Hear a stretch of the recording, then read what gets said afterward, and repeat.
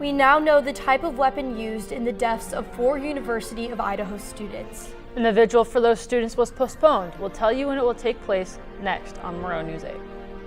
From the Northwest Public Broadcasting Studios on the campus of Washington State University, this is Murrow News 8. Good evening, I'm Allison Martinez. And I'm Catherine Rowley. Welcome to Murrow News 8. We have an update on the deaths of 4 University of Idaho students. On Sunday morning, 4 students were killed in a homicide. According to a press release from the Moscow Police Department, police received a call reporting an unconscious person at a home on King Road. When they arrived at the home, they found 4 people dead. In an update released earlier today, Moscow police stated that they believe an edged weapon like a knife was used to kill the 4 students. The murder weapon has not been found, and there are still no suspects in custody. In another update, earlier today, the bodies were transported to Spokane County, where the medical examiner will begin autopsies tomorrow. Yesterday, the names of the 4 victims were released. The individuals have been identified as Ethan Chapin, Madison Mogen, Xana Kernodle, and Kaylee Goncalves. All 4 victims were students in Greek life at the University of Idaho. The Moscow Police Department still says there is no imminent threat to the community at large. Investigators are reporting that the murders are an isolated, targeted attack. Anyone with information related to the incident is being asked to contact the Moscow police. With multiple incidents concerning public safety this week, we sent our reporter Derek Joseph to the Pullman Police Department to find out how you can stay safe in Pullman. Earlier today, I spoke to Commander Aaron Brashears here at the Pullman Police Department, and this is what he had to say about staying safe in Pullman in light of some of the recent events. Make good choices and put yourself in advantageous positions. If you leave your doors unlocked, that creates more risk for yourself. So make good choices, minimize the amount of risk that you're experiencing in your life, be aware of your surroundings, and Pullman's still a very safe place. Commander Brashears also informed me that the Pullman Police Department is not helping out with the homicide investigation at Moscow at this time. Back to you at the desk. The University of Idaho has postponed the planned vigil for the 4 homicide victims until after Thanksgiving break. A spokesperson for the university stated that many students have left the university and they would like as many people as possible to be involved. Pullman police are asking for the public's help to identify suspects in an assault that happened near Tin Tan Tacos in Adams Mall. Take a look here on your screen for pictures of the suspects. The call of the incident came in at around 1 a.m. on Saturday morning. If you recognize any or both of these suspects, please call the Pullman Police Department number at the bottom of your screen. A new WSU research study indicates rural areas have less access to mental health resources than those in cities. The study said that only 51.8% of all public schools provided assessments for mental health disorders, and rural schools are 19% less likely to be able to provide these assessments. If you or anyone you know may be struggling with recent events or in general, you can use any of these resources to get help. We at Murrow News 8 encourage anyone thinking about using these resources to please do so. How much money is a former WSU coach looking for in a lawsuit against the school? Ann Reese Holmes tells you what the best days to travel back to Seattle for Thanksgiving break are.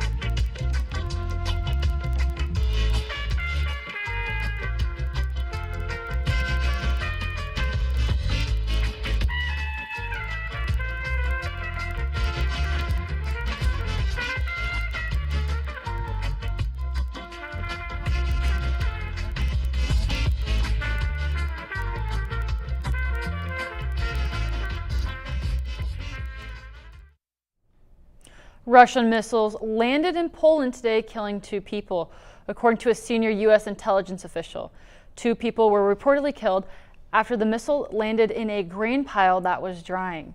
This missile was also repeatedly hit near the Ukrainian border town. And this was after Russia started firing missiles and rockets over the town of Lviv, which again is on the border. Officials were in the crisis meeting earlier this afternoon, but no contents of that meeting have yet to be released. Poland and other NATO countries are taking this threat very seriously and are monitoring this situation. Back at WSU, former head coach Nick Rolovich officially filed a lawsuit against the university for unlawful termination. This comes after Rolovich filed a civil tort against WSU for $25 million. Rolovich cited his religious beliefs along with unknown side effects as reasons for not getting vaccinated. The university released a statement that the lawsuit is, quote, wholly without merit. We will keep you updated as this story continues to develop over the coming weeks. Pullman has been hit with some crazy weather last week, which led to some people's apartments flooding. Murrow News 8's Monique Ledesma has more. I was in shock. I was like, there's no way my apartment just flooded. People in Pullman were in shock when they had figured out their apartment had flooded due to heavy rainfall. Summerhill Rental Apartments were one of the apartments that had units flooding. This is how one of their tenants had found out that their apartment had flooded. I just got up to get a glass of water, and when I stepped out here, I was like, why is my sock wet? And I looked down, water everywhere. She says this is how she dealt with the situation. I had to call maintenance. So at first, before maintenance got here, we just put a whole bunch of towels down. So to best prepare for the future, make sure you got enough towels on deck, because with this crazy weather, you never know when Pullman will have their next flood. Another thing she did to prevent damage to her stuff was she used wood to help lift her table. The manager of Summerhill says this was their plan on attacking the apartment flood situation. The way they worked it out was they called other maintenance people, and so they started separating each other to each unit to shop back the water out of the units. Future floods in Pullman, the maintenance of Summerhill apartment will be more prepared. We did buy other accessories that way, if that were to happen again, they're a little bit more prepared. Pullman, I'm Monique Ledesma. It's been pretty chilly in Pullman recently. Reese, is this going to continue? Well, Catherine, unfortunately, it will be continuing. However, I'll get back to that a little bit later when we get to the 5-day forecast. Right now, looking at today's weather, we've already passed that high of 39, and we are going to be moving to that low of 19. It's going to get real cold tonight, so if you are planning on being out, a heavy jacket would be heavily advised. Also with a little bit of wind, but nothing that should take your face off.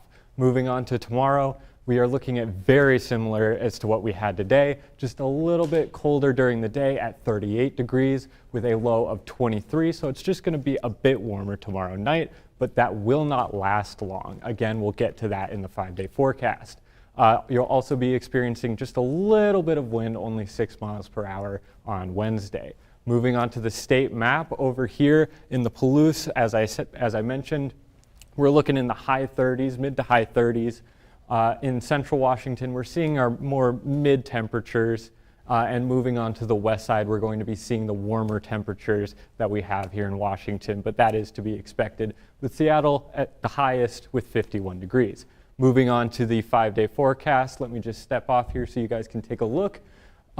We aren't going to be seeing a whole lot of interesting weather here, just looking at the temperatures, but if you notice moving from Wednesday to Friday, it gets pretty cold, and that's because a cold front will be coming in on Wednesday, so just be prepared for that. It will go all the way up until Friday, and then it will disperse. However, there will be some cold, dry air on Friday, making it so it might be a good time to go home for the holidays. As will Saturday, but make sure that you hit those drives before 10 p.m. as there might be some frost on the road, so be careful. However, I would avoid driving home on Sunday. There is a high likelihood of some rain and some snow, so just be real careful driving home, Cougs, and that's all I have today. Back to you at the desk. WSU men's basketball is taking on Prairie View A&M tonight. We'll give you an update on the game. And the team also added a trio of players in the early signing period. Diego Moctezuma tells you more about them on Murrow News 8. Days, months, Hey, I'm Jim from across the street. years, I'd like to give you this. a lifetime can rush by without realizing what we're missing.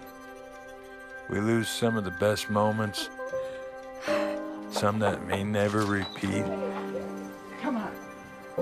or detach from people around us. Our loved ones grow used to this pattern, but it doesn't have to be that way. We have a choice to take action.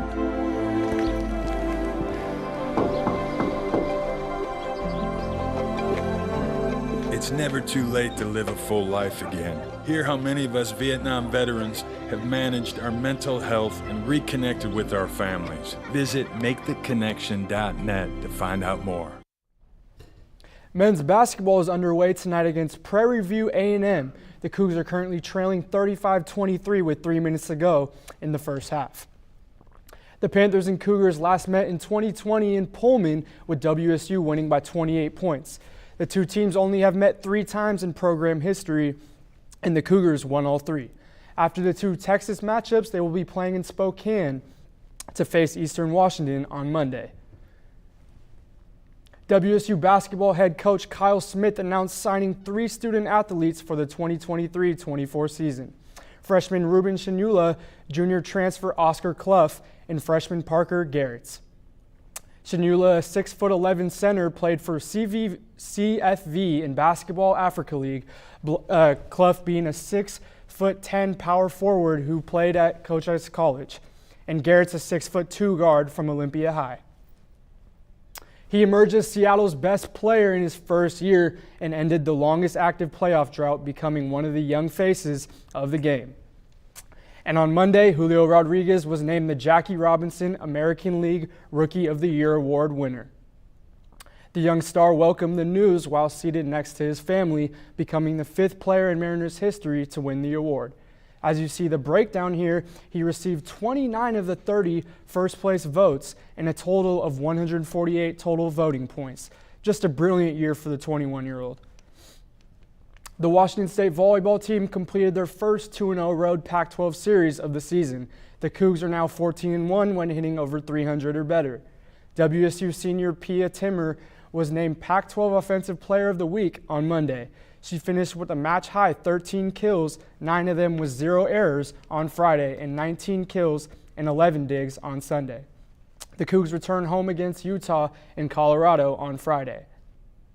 Coming up, we'll tell you why 8 billion is a significant number. Stay with us.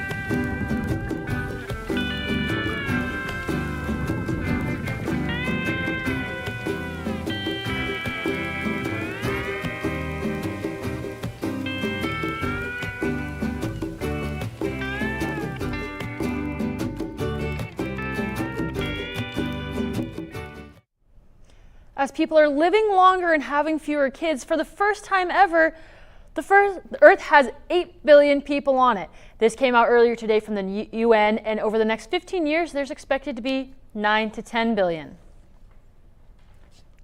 Thank you guys so much for having a great night, for watching, and we hope you have